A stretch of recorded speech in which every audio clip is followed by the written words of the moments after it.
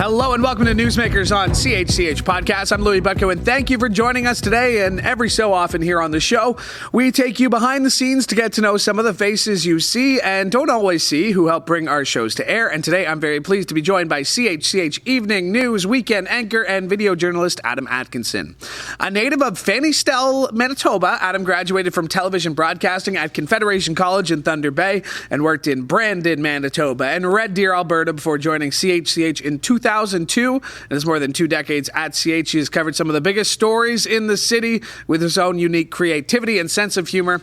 You can currently find him producing and anchoring our flagship weekend news program and throughout the week continuing to report from Hamilton, Halton, and Niagara. Adam Atkinson, there's an intro for you, buddy. That's some old video there. Did you like it? We went back into the archives for some of that stuff. I think it was like a toy convention. Yeah. You got pelted by Nerf guns. I think I look the same. Yeah, pretty close. Absolutely. There we go. There was you last night anchoring the big program here at CHCH. Great to have you here. Let's go back to that 2002. Well, let's go back to my intro, because there's no way Fanny-Stell, Manitoba is a real place. Please tell me about where you grew up or where you were born. It is a small farming village, about 45 minutes southwest of Winnipeg, Fanny-Stell, Manitoba. It's a French community. I don't speak French, so that was a little bit difficult. But yeah, less than 100 people at the time, and only a couple kids my age. So it was tough. We had to bus for an hour to go to Ely, Manitoba for school. How big was that graduating class then? About 22 people. Wow. Yeah. But I graduated, so that's good. An hour bus ride to go to a class of 22. Yeah, zigzagging throughout the country on rough country roads on a school bus. Wow. Yeah, it was a tough go. So when did you think, I got to get out? When I moved there. No, I wasn't a farmer, so I needed to do something, and I really loved sports, so I wanted to be a sports broadcaster. And we did these placements in high school, and I got to go with Darren Detishin, Joe Pascucci from Winnipeg. I don't know if you know that name, but he's huge in that area. Darren Dreger. There's some early drags too. Yeah. And Dutchy too. And Darren Millard, before he blew up on Sportsnet and moved to the Las Vegas Golden Knights. Yeah, but that was a lot of fun. And that was only like a week of sitting and watching these guys work, and I was hooked. So I pursued it after high school.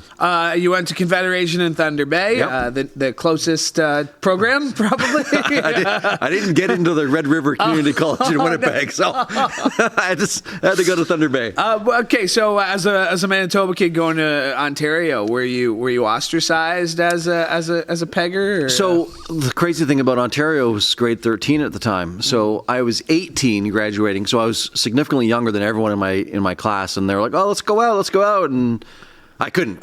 I couldn't legally go out, so that was a little bit different. But I'd lived in Thunder Bay before, so it wasn't new to me. I had family there, so that helped as well. Okay, so your first job out of college, what was that? So as part of my college placement, I went to a small station in Brandon, Manitoba, where one of our coworkers, Selena, also got her start, called CHCH Television. And it was a newsroom of about five people. And for the teleprompter, this is how we were really old school. This was big tapes we were using. And for the teleprompter, one of my jobs was to tape the scripts together, the paper scripts together, and then feed it. And this reel would run it through this system so the anchors could see it on the screen. It was pretty cool. And it was before the internet. And I don't even think we had a cell phone in the newsroom. It was pretty old school. That's crazy. Yeah. When did you fall in love with the job? Fairly quickly. So I keep saying that I learned more in my first 2 weeks on placement than I did in 2 years of college. Like college gave me a little bit of a foundation. I learned a little bit about this. But as soon as I was on the job following people around and they were just showing me the ropes, I fell in love with it immediately. Yeah. And I was just took my first job as a part-time camera guy back then, and just learning how to shoot and edit. And then I got to do farm stories and human interest piece stories as a videographer, which is what I am now. And I was hooked. I'm not a big, like, I like serious news, but I really like the fun human interest piece stories. Telling someone's quirky story is what really excites me. Yeah. And the way you tell stories, it is creative. It is unique. It is with a sense of humor, which, again, in this business can be difficult because we encounter people who have no sense of humor, whether that's the subject of the story or even sometimes the viewers of the story. Yeah, it's tough. How did you build, I mean, because I don't think it's a character, it's who you are, but how did you find that comfort of, okay, this putting myself out there versus me telling this story in a creative way? Because it is a delicate balance. You don't want to make an ass out of yourself. You don't want to look stupid. You're willing to laugh at yourself. I think that's the biggest thing, willing to laugh at myself. Like, I'm sure there are times I've put myself out there and I've looked like a moron. But if I can laugh about it afterwards, I'm okay with it. If I can make other people laugh and smile, then I'm okay with it. But you asked me, like, how do I know if it's going to work out that day, and if the person I'm interviewing is going to play ball? And I've run into some people, comedians even, who you expect to be funny and willing to do it, and they've been some of the grouchiest people I've ever met. And as soon as you encounter that, you're like, all right, we're getting a basic story today. Yeah. No humor, just basic. Yeah. And it's disappointing. We do have to play this clip, one of the all-time iconic CHCH moments. I haven't told you what clip it is. All right. But let's take a look. Let's go back to intrepid garden newsman Adam Atkinson for more. It's hard to get a sense of just how long this zucchini is, so I'm going to try to show you a different way. I'm 6'1". This zucchini is almost 8'5".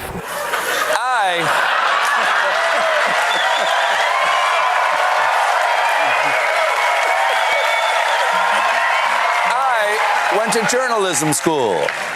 I wanted to be a foreign correspondent. Now I'm lying on the ground next to a very long squash. Please dig a hole and just roll me into it. Back to you, Taz. So that, I mean, is iconic because, A, you got Stephen Colbert, one of the funniest people in late night comedy, faux news, whatever, calling you out by name. And I could understand that, like, okay, like, you could see, like, he's not making fun of you because really, like, you wrote the setup for that joke. He just delivered the punchline. Yeah. Well, technically he was making fun of me, but I loved it. He made fun of me for about 4.5 minutes, and it was amazing. And I knew when I was doing that story, like, I was shooting in a certain way that it was interesting, and I had a lot of fun with it. Yeah. I used a drone for that part of it. So I used a drone, my cell phone, and my actual news camera to shoot that. So a lot of work went into it, and it did look ridiculous. But that was kind of the point, because this zucchini was just so massive. Yeah. And I don't know, the beginning of the story, I make a mistake with the actual measurement, which he really hammers me about. And I thought it was hilarious. And I still don't know to this day how he found it. No. And we've had Anastasia did a story here who was with us. Yeah, the raccoon house. A raccoon house that had a bunch of things on the top of it. Sexual toys. And then that was picked up by Kimmel, right? Yeah. And so it's weird that, like, every time we do something on television on this network, and, last week tonight with John Oliver follows the same thing. They'll cut certain clips of local newscasts. Yeah. Literally every time we put ourselves out there on TV, we are running the risk of something like that happening and being exposed to millions of people. Millions. Like that clip, I'm pretty sure when I pulled it, had about 11.4 million clip views. Oh, wow. Like, yeah. Like, no, but again, a less confident person with their sense of humor, and even in this job, a person with thinner skin could have had a moment like that just absolutely destroy them. Yeah, I think I was a little embarrassed about the mistake, but I got over that pretty quickly and just realized how fun the whole thing was. Yeah. And I get asked about it. This was last year? Yeah. I still get asked about it regularly. I was just at a family reunion. My family all loved it. And Mayor Jim Dodiati in Niagara Falls still refers to me as Zucchini Man. So, I think it's going to last for a while. But I loved it. I thought it was hilarious. That story was in Thorold, too, of course. Yeah. Nice, another local Niagara connection to that one. So to that point, you're an anchor, you're a VJ, and I've told you this. I think your VJ skills, I'm a huge fan, man. Thank I you. love the way you put together stories. Appreciate it. The way your shot selection, all that stuff. You've taken, especially on weekends, you've been the weekend news anchor for about 2.5 years now, I want to say, just over 2 years. Probably close to that. Yeah. The weekend news, it's lighter. There's less staff in the building, that's what I say, lighter. There's just less staff in the building. You're still doing what we do every Monday to Friday, just with less resources. And it's a younger crowd, too, with our staff sometimes. Yeah. I've really appreciated the fact that, you take younger staffers here and, under your wing when it comes to helping them become good journalists. That's a point of pride for you. Yeah, I appreciate you saying that because it is a point of pride for me, and I try to do that. And you're right, they're significantly younger than I am. I think for some of them, I'm their parents' age. Or when I'm referencing movies that I loved, they're like, what? Yeah. What's that? Or they haven't watched Anchorman, and it's, you're in this business and you haven't watched Anchorman? What do I even say to you? Yeah. No. So, no, it's a lot of fun. It also makes me feel younger. It's I'm a pretty immature guy, so that helps.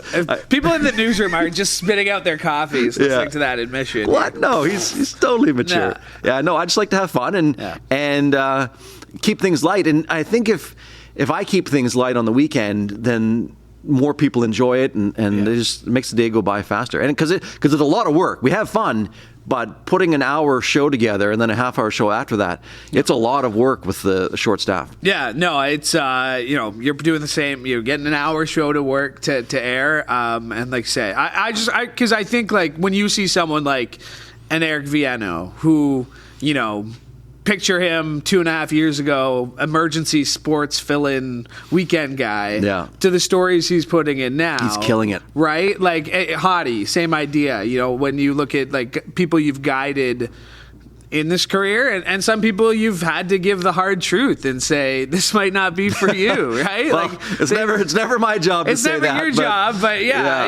there's ways. But man, like I said, I think it's important to point that out because it is.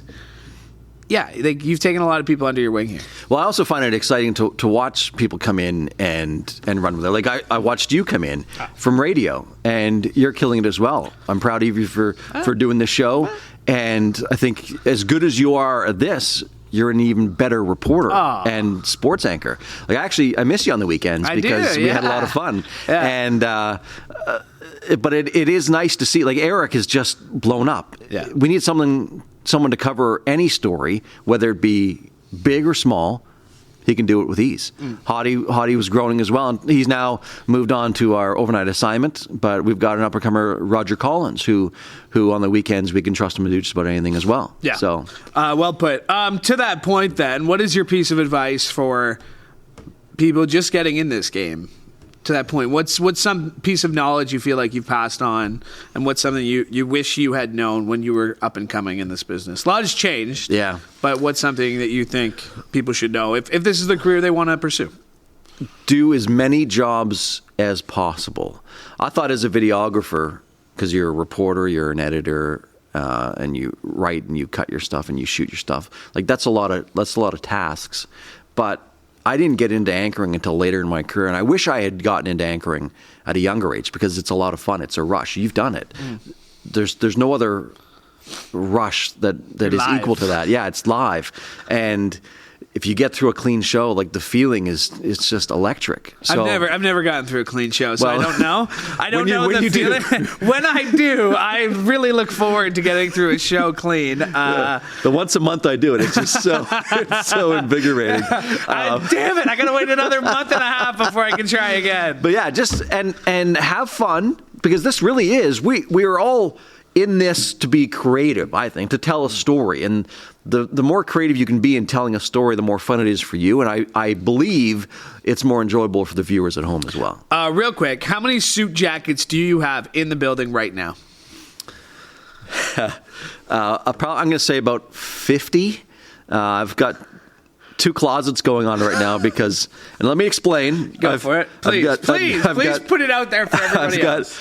2 closets because I was hearing complaints that I might have too many jackets in the main closet. So your solution was? So my solution was to put my new jackets in a different closet. So, and it's not even a closet, it's more of a hallway. So I'll be putting my jacket on in a hallway and get some weird looks. This is no secret right now because we have very, very different approaches to the way we dress on television. I didn't say it. You said it. Yeah. Not even dress. Like, we are like complete opposite. Like, I have 3 suit jackets. What was the quote? We're not going to go to the... Louie Butko brushes his hair with a pork chop. We're not going to go there. My friends call me pork chop now because of that quote. I've told that story so many times. And now that, like, I've told this story and then my friends have told this story. And then, like, when they introduce me to new friends, they tell the story. So now pork chop is just, like, kind of, which is fine. Again, I think you look great. Thanks, man. But it is true, though. Like, I mean, you got a great fashion sense. You're blue and blue, matchy. That's cool. I appreciate it. But, like, I could care less about what I put on when I go on TV. Which is, like, because I don't really care. Oh, thank you. My collar's out. Thank you. That's the only thing I cared about. As I say that, Mike Corson's it's been out for a while. I thought that was your look. Mike, come on, man. Come on, Corson. But it goes back to how do you deal with people online?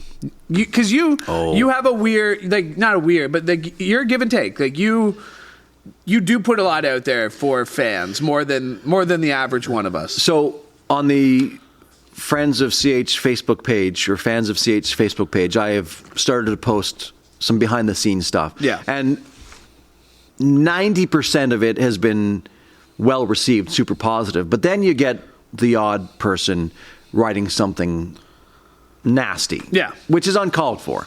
So then I'll just, if I see it, I'll send to the moderators and they'll get rid of it. Because I'm not posting pictures of my coworkers or myself for people to just take shots at us. Yeah. I don't enjoy that.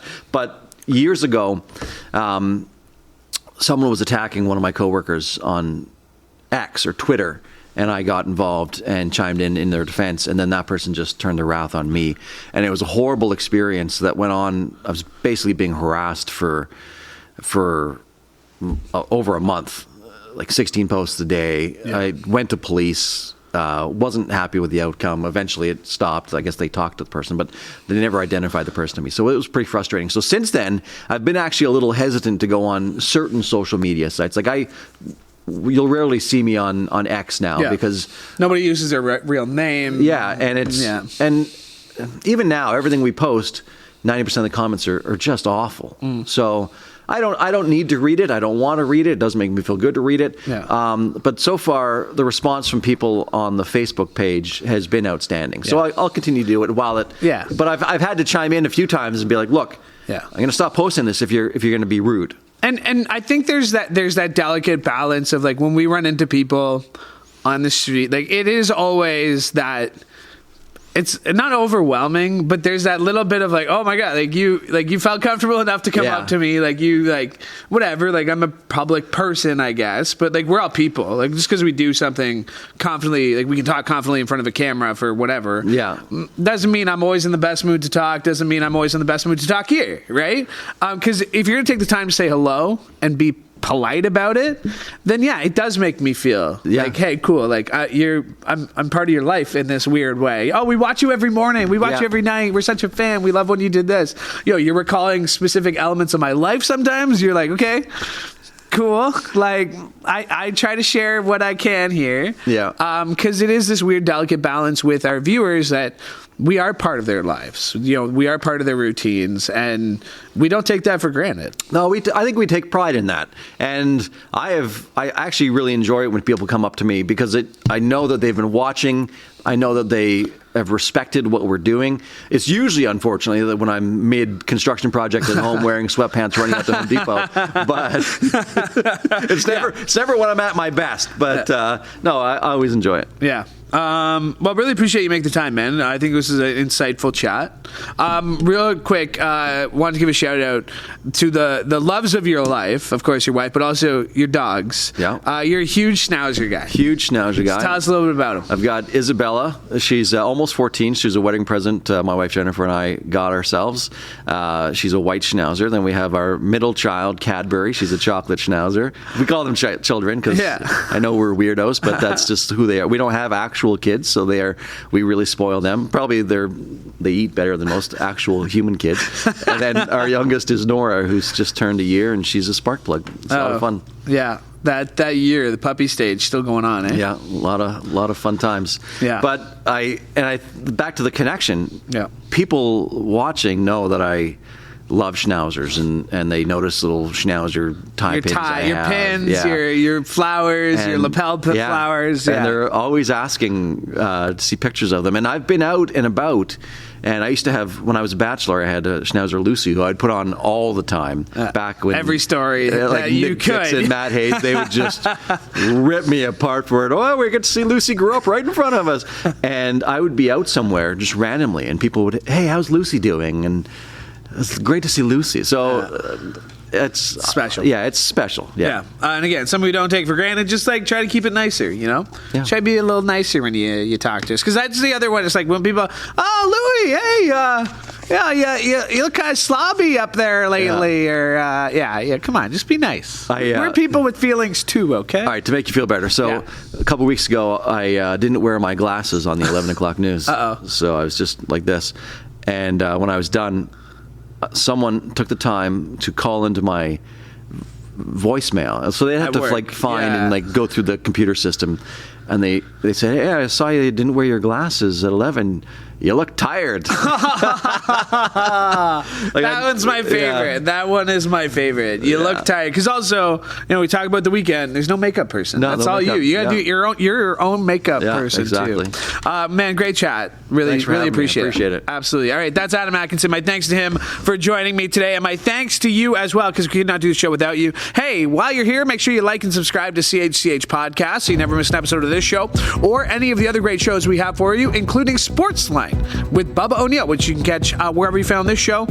Just search Sportsline or search CHCH Podcasts or go to chch.com/podcasts. My thanks to Mike Corson for directing today's show. One more time, thank you. And from all of us here at CHCH, I'm Louie Butko. Have a great day.